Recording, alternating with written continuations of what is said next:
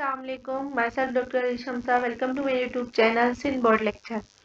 आज हम first year chemistry के चैप्टर नंबर 1 को डिस्कस करेंगे, जो कि हमारे पास है स्टीशियोमेट्री। जैसा कि आज हमारा फर्स्ट लेक्चर है, तो सबसे पहले हम थोड़ा सा कोर्स को डिस्कस कर लेते हैं। फर्स्ट ईयर केमिस्ट्री हमारे पास थोड़ी सी डिफरेंट है एज कम्पेयर ऑफ 9-10 में हम न्यूमेरिकल्स पे ज़्यादा फोकस नहीं करते, लेकिन फर्स्ट ईयर केमिस्ट्री में हम ज़्यादा फोकस न्यूमेरिकल्स पे करते हैं, क्योंकि हमारे पास शॉर्ट क्वेश्चन का 60 to 70% हमारे पास क्या होता है, न्यूमेरिकल्स होते हैं। बाकी रिमेनिंग जो होते हैं वो हमारे पास लॉन्ग क्वेश्चन होते हैं। ठीक है, तो यानी कि अगर हमने पेपर क्लियर करना है तो हमने न्यूमेरिकल्स की अच्छे से तैयारी करनी है और लॉन्ग क्वेश्चन की अच्छे से तैयारी करनी है। तो जो हमारा फर्स्ट चैप्टर है स्टीशियोमेट्री, ये हमारा बेस करता है ज़्यादातर न्यूमेरिकल पे। ठीक है, हम इसमें न्यूमेरिकल्स पे अच्छे से हमें न्यूमेरिकल्स को अच्छे से कवर करना है, अच्छे से फोकस करके पढ़ना है। दूसरा कुछ कॉन्सेप्ट है वो पढ़ेंगे। ठीक है, सबसे पहले हम मेजर कॉन्सेप्ट की बात कर लेते हैं कि हमने इस चैप्टर में क्या क्या चीज़ों को कवर करना है। इस चैप्टर में जो हम कवर करेंगे, introduction, Mole and Avogadro's number, rounding of data, exponential rotation, limiting reactant and its calculation, theoretical yield, practical yield and percent yield। ये सारे वो टॉपिक्स हैं जो हमने इस चैप्टर में डिस्कस करने हैं। Today's lecture we will discuss about introduction of स्टीशियोमेट्री। स्टीशियोमेट्री हमारे पास क्या है, ठीक है, हम ये डिस्कस करेंगे। स्टीशियो का जो वर्ड है उसका मतलब है एलिमेंट, मेट्री का मतलब है हमारे पास मेजरमेंट, यानी कि measurement of element, calculation of elements क्या कहलाती है हमारे पास, स्टीशियोमेट्री कहलाती है। कैलकुलेशन की अगर हमारे पास बात हो रही है तो किस तरह की कैलकुलेशन और हमें क्यों ज़रूरत है कैलकुलेशन की, सबसे पहले हम वो बात कर लेते हैं। ठीक है, फॉर एग्जाम्पल हम अपने डेली लाइफ से एग्जाम्पल लेते हैं कि हमारे घर में कुछ गेस्ट आए हैं और हमें कॉफ़ी बनानी है। कॉफ़ी बनाने के लिए हमें कुछ इंग्रेडिएंट्स की ज़रूरत पड़ेगी, जो कुछ रिएक्टेंट की ज़रूरत पड़ेगी। यहाँ पर हमारे पास जो इंग्रेडिएंट है उनको हम क्या कह रहे हैं, रिएक्टेंट कह रहे हैं। ठीक है, कुछ रिएक्टेंट की, कुछ इंग्रेडिएंट्स की ज़रूरत पड़ेगी।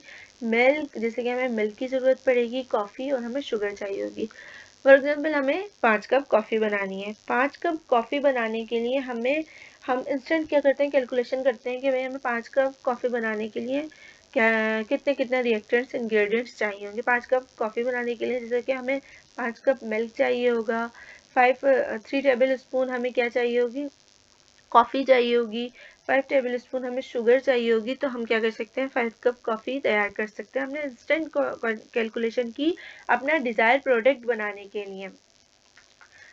अपना डिज़ायर प्रोडक्ट बनाने के लिए हमें कितना रिएक्टेंट चाहिए होगा, ठीक है, अपना डिज़ायर प्रोडक्ट बनाने के लिए हमें कितना रिएक्टेंट चाहिए होगा। और अगर यही कैलकुलेशन हम किसी केमिकल रिएक्शन में करते हैं तो वो हमारे पास क्या कहलाता है, स्टीशियोमेट्री कहलाता है। फॉर एग्जांपल हम केमिकल रिएक्शन की एग्जांपल ले लेते हैं। हमारे पास हाइड्रोजन है H2, ऑक्सीजन है जो कि हमारे पास क्या बना रही है, वाटर बना रही है। अब हमें क्या करना है, हमें पता है हमें एक प्रोडक्ट हमें 50 ग्राम प्रोडक्ट हमें बनाना है। ठीक है, तो how much reactant is required to form a certain amount of product, कितना रिएक्टेंट चाहिए होगा हमें 50 ग्राम ऑफ प्रोडक्ट बनाने के लिए, ये हम क्या करेंगे, मालूम करेंगे। ठीक है, कितना रिएक्टेंट चाहिए होगा एक सर्टेन अमाउंट ऑफ प्रोडक्ट बनाने के लिए। ठीक है, इसकी कैलकुलेशन करना हमारे पास क्या कहलाएगा, स्टीशियोमेट्री कहलाएगा। अब हम इसकी डेफिनेशन को डिस्कस कर लेते हैं, relationship between reactant and product in a balance chemical equation. Relationship में हमारे पास दो चीज़ों की बात हो रही है, एक हमारे पास रिएक्टेंट की बात हो रही है, एक हमारे पास प्रोडक्ट की बात हो रही है। यानी कि हमें कितना रिएक्टेंट चाहिए होगा और क्या प्रोडक्ट, और हमें जो प्रोडक्ट बनेगा वो कितना चाहिए होगा। ठीक है, तो रिएक्टेंट, जैसे कि हमने रिएक्टेंट की यहाँ बात करी कि how much reactant is required to form a certain amount of product, कितना रिएक्टेंट चाहिए होगा 50 ग्राम ऑफ हाइड्रोजन बनाने के लिए। ठीक है, रिएक्टेंट कितना चाहिए होगा एक सर्टेन प्रोडक्ट बनाने के लिए। ठीक है, ये हम इसमें बात करेंगे। ठीक है, सेकंड केस में हम बात करेंगे प्रोडक्ट की, कि कितना प्रोडक्ट बनेगा अगर हमें रिएक्टेंट पता हो। ठीक है, how much product will form by using a certain amount of reactant. अगर हमें रिएक्टेंट पता हो, मालूम हो, तो हमें प्रोडक्ट कितना हासिल होगा, क्या प्रोडक्ट हासिल होगा अगर कोई रिएक्टेंट हमें मालूम हो। जैसे कि हमें हाइड्रोजन पता है 20 ग्राम है, ऑक्सीजन हमें पता है 20 ग्राम है, तो हमारे पास वाटर कितना फॉर्म होगा ये हमें मालूम करना है। ठीक है, अच्छा, तो अब प्रोडक्ट का अमाउंट फाउंड करना हो या रिएक्टेंट का अमाउंट फाउंड करना हो तो हमें कुछ कैलकुलेशंस करनी पड़ेंगी, और ये कैलकुलेशंस हम किस में करते हैं, स्टीशियोमेट्री में करते हैं, जो कि हमारे पास क्या है, केमिस्ट्री की ब्रांच है। स्टीशियो रिलेशनशिप का मतलब हमारे पास क्या है, ये बात हमें समझ आ गई यहाँ पे।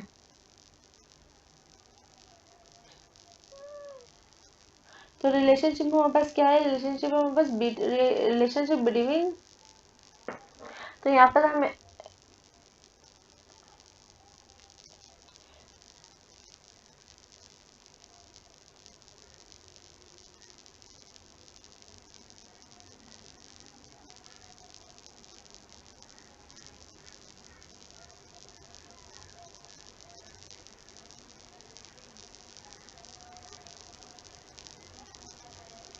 की बात कर ली।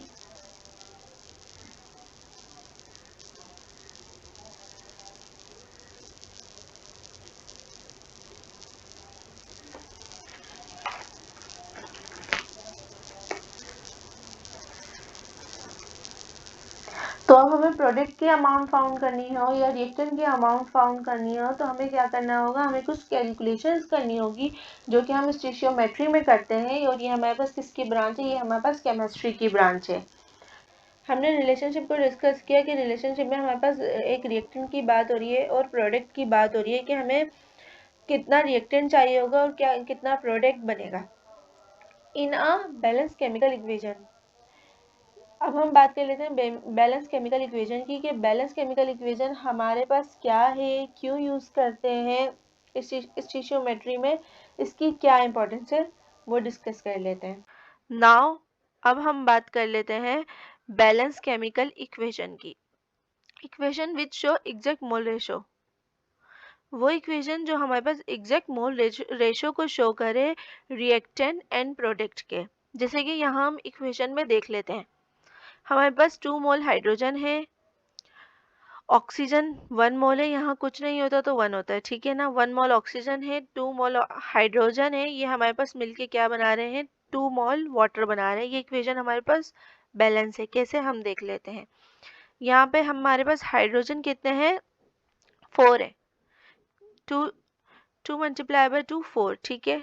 तो यहाँ पे भी कितने हो रहे हैं, 2 मल्टीप्लाई बाय 2 4 हो रहे हैं, ठीक है। यहाँ पे ऑक्सीजन हमारे पास कितना है, 2, और जबकि यहाँ पे ऑक्सीजन हमारे पास कितने हैं, यहाँ पर भी 2 है, क्योंकि देखें स्टार्ट में 2 लिखा हुआ है, 2 मोल, ठीक है।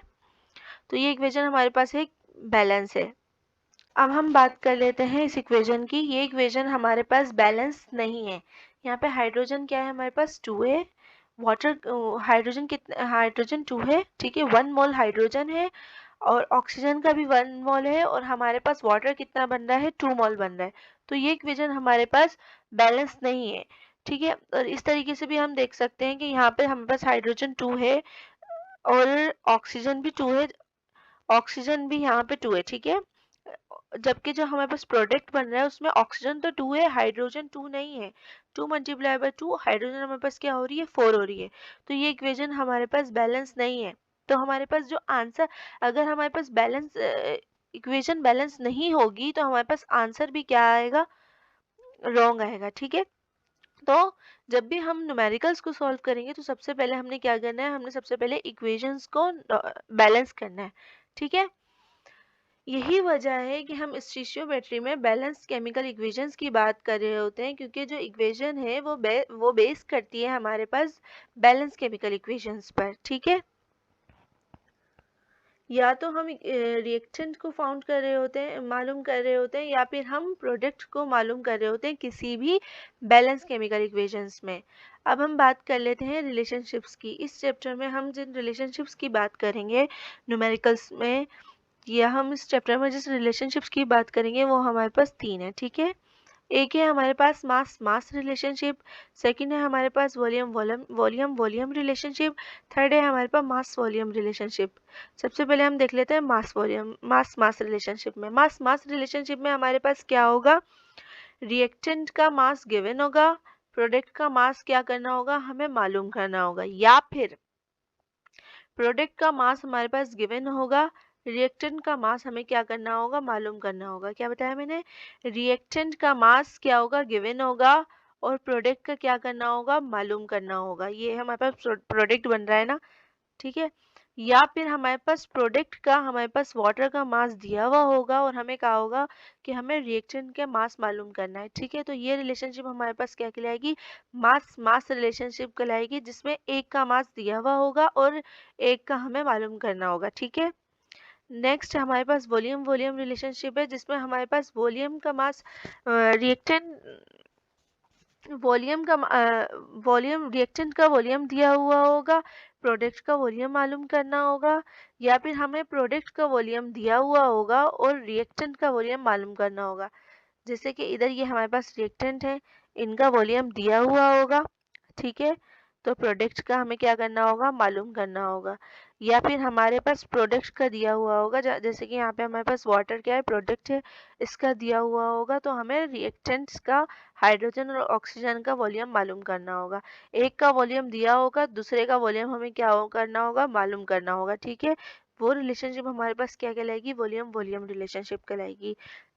नेक्स्ट है हमारे पास मास वॉल्यूम रिलेशनशिप।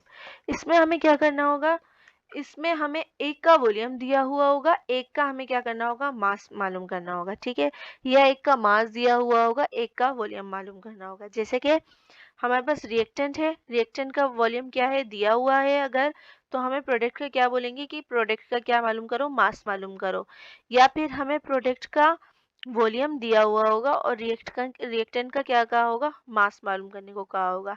एक का मास दिया होगा तो एक का वॉल्यूम मालूम करना होगा, या फिर एक का वॉल्यूम दिया हुआ होगा, एक का तो फिर रिएक्टेंट का क्या करना होगा, मास मालूम करना होगा। If you like my video, kindly subscribe my channel, and if you have any query, so you can ask in comment box, also in my WhatsApp number. Thank you.